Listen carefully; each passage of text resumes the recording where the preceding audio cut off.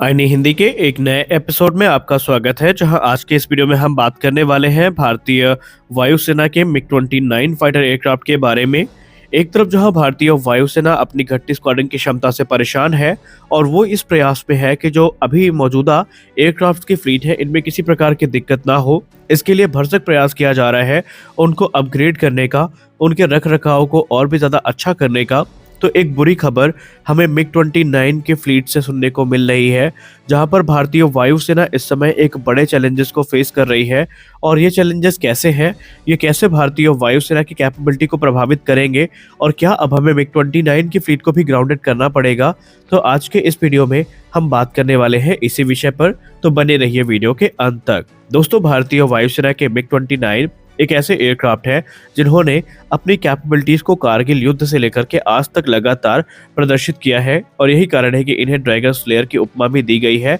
और dragon slayer इसलिए क्योंकि ये जिस इलाके पर ऑपरेट करते हैं वहां पर सुखोई 30 जैसे एयरक्राफ्ट भी फुल पोटेंशियल के साथ ऑपरेट नहीं कर पाते। मिग-29 अपने हाई एल्टीट्यूड में जो अच्छी परफॉर्मेंस है इसके लिए जाने जाते हैं, और इसीलिए भारतीय वायुसेना के सबसे विश्वसनीय अभी तक एयरक्राफ्ट में ये बने हुए हैं। लेकिन इसी बीच एक बड़ी समस्या इनकी फ्लीट में देखने को मिली है। दरअसल आप सबको पता है कि मिग-29 को अपग्रेड से गुजारा गया था, जिसके बाद इनके कॉकपिट के पीछे एक डोर्सल टैंक को इंस्टॉल किया गया था। लेकिन अब यहाँ पर रिपोर्ट्स में ये बताया जा रहा है कि जो रेट्रोफिटेड फ्यूल टैंक है इसमें कुछ टेक्निकल इश्यूज का सामना करना पड़ रहा है। इसके स्ट्रक्चर से लेकर के इसमें जो फ्यूल का फ्लो है वो काफ़ी चिंतनीय है और काफ़ी ज़्यादा उस पर प्रॉब्लम्स है। और ये मामला कितना गंभीर है इसका अंदाज़ा आप इसी बात से लगा सकते हैं कि भारतीय वायुसेना के हेडक्वार्टर के द्वारा इस मामले को बहुत गंभीरता के साथ लिया गया है, और जल्द से जल्द ये निर्देश दिए गए हैं कि जो टैंक इस्तेमाल किया जा रहा है इसमें उसकी जो स्ट्रक्चरल स्टडी है उसको कंप्लीट किया जाए और देखा जाए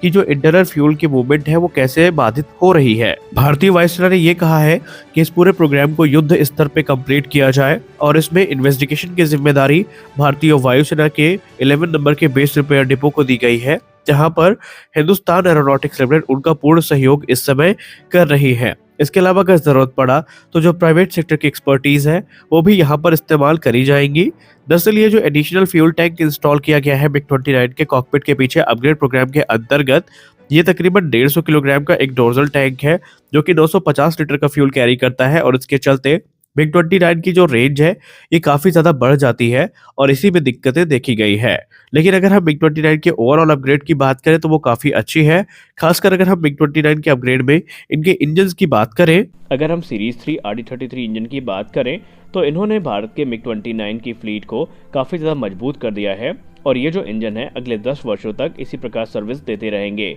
इन इंजन्स के आने के बाद जो मिग-29 की कैपेबिलिटी है वो कुछ इस प्रकार से बढ़ी है कि इसका जो वेपन पेलोड है इसको 4500 किलोग्राम तक इंक्रीज किया गया है, और ये अपने 7 पॉइंट्स में इन वेपन्स को कैरी कर सकता है। वहीं इसकी जो रेंज है उसको भी काफ़ी इम्प्रूव किया गया है, यानी इसकी जो रेंज है वो तकरीबन 40% तक बढ़ चुकी है, और अब ये अपने इंटरनल फ्यूल की सहायता से जो मिशन है उनको 2100 किलोमीटर की दूरी तक परफॉर्म कर सकता है। और इसके अलावा इसमें एयर टू एयर रिफ्यूलिंग के लिए जो रिट्रैक्टेबल प्रोब हैं उनको भी इंस्टॉल किया गया है। रही बात इंजन की, तो इन इंजन को लाइसेंस के अंतर्गत हिंदुस्तान एरोनॉटिक्स लिमिटेड की कोरापुट डिवीजन के द्वारा बनाया भी जाता है और अपग्रेड भी किया जाता है। और चीन के साथ जब विवाद चल रहा था तो वहां पर जो मिग-29 की परफॉर्मेंस थी उस परफॉर्मेंस के चलते ही इनको एक नया बैज मिला है जिसे हम कहते हैं ड्रैगन स्लेयर्स। तो अब आप समझ चुके होंगे कि मिग-29 UPG हमारे लिए क्यों इतना ज़्यादा महत्वपूर्ण है। अब आइए बात कर लेते हैं मिग-29 के स्क्वाड्रन्स और इनको दिए जाने वाले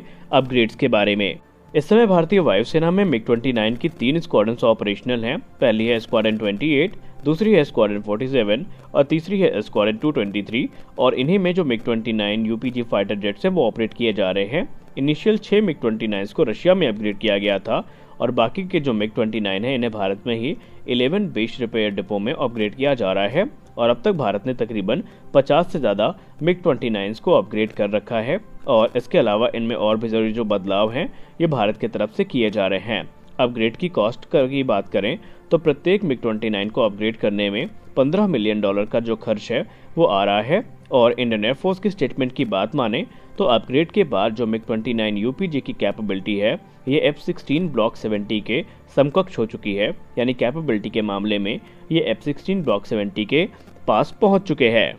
मिग-29 में एक डेडिकेटेड इलेक्ट्रॉनिक वॉरफेयर स्वीट जिसे हम D-29 के नाम से जानते हैं, उससे इसको इक्विप किया गया है। D-29 को स्वदेशी तौर पर भारत में ही डिफेंस एवियोनिक्स रिसर्च एस्टैब्लिशमेंट यानी डेयर के द्वारा विकसित किया गया है, जो कि DRDO की एक लैब है और इसे भारत इलेक्ट्रॉनिक्स लिमिटेड के द्वारा प्रोड्यूस किया जाता है। D-29 की बात करें तो ये एक इलेक्ट्रॉनिक वॉरफेयर सिस्टम है जिसमें radar warning receiver, EACM, ESM functions हैं और इसके अलावा ये एक state of the art active phase array को भी यूटिलाइज करता है, जिसका इस्तेमाल जो मल्टीपल थ्रेट रेडार्स हैं इनके सेलेक्टिवली जैमिंग में किया जाता है। D-29 एक सेल्फ प्रोटेक्शन जैमर के तौर पर भी सर्व करता है, जिससे कि इस एयरक्राफ्ट की जो ओवरऑल सर्वाइबिलिटी है वो काफ़ी बूस्ट होती है और जो सिचुएशनल अवेयरनेस है वो भी काफ़ी ज़्यादा बढ़ जाती है और जो मिशन इफेक्टिवनेस है वो भी काफ़ी इंक्रीज होती है। D-29 सिस्टम बेसिकली जो RF सोर्स का इंफॉर्मेशन है, RF सोर्स की जो पोजीशन है इसको देता है, यूं कह ले इसको डिटेक्ट करके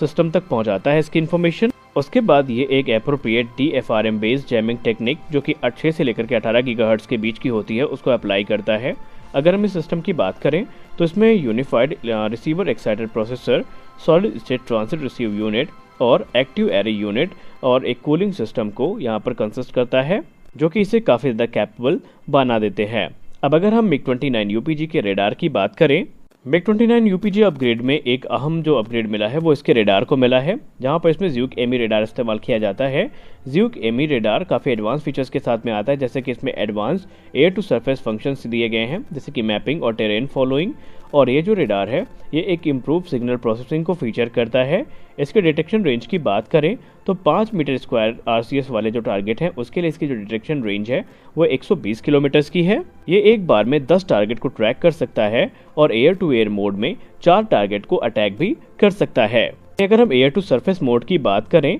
तो ये रेडार एक टैंक को 25 किलोमीटर दूर से डिटेक्ट कर सकता है, एक ब्रिज को 120 किलोमीटर दूर से डिटेक्ट कर सकता है, वहीं एक नेवल डिस्ट्रॉयर को ये 300 किलोमीटर दूर से डिटेक्ट कर सकता है और एक बार में ये 2 सरफेस टारगेट को ट्रैक कर सकता है। और सबसे खास बात यहाँ पर ये है कि इस रेडार के आने के बाद मिग-29 UPG की जो स्ट्राइक कैपेबिलिटी है वो काफ़ी एक्सेप्शनल हो चुकी है। मिग-29 UPG के आर्मामेंट्स की बात करें तो इसमें तो आपको पता ही है कि जो रशियन वेपन्स हैं जैसे कि R-77, R-74 जैसे मिसाइल्स जो कि एयर टू एयर स्ट्राइक में काम आती हैं वो इस्तेमाल करी जाती हैं। इसके अलावा इसमें KH-35 जो कि ऑल वेदर सबसोनिक मिसाइल है वो इस्तेमाल करी जाती है और आने वाले समय में इसमें आपको अस्त्र मिसाइल देखने को मिलेगी जो कि भारत में विकसित करी गई हैं। इन्हें ब्रह्मोस NG से इक्विप किया जाएगा और भी भारत के जो दूसरे वेपन सिस्टम्स हैं उनसे इनको इक्विप किया जाएगा, जिसकी बदौलत इनकी जो स्ट्राइक कैपेबिलिटी है वो काफ़ी ज़्यादा बढ़ने वाली है।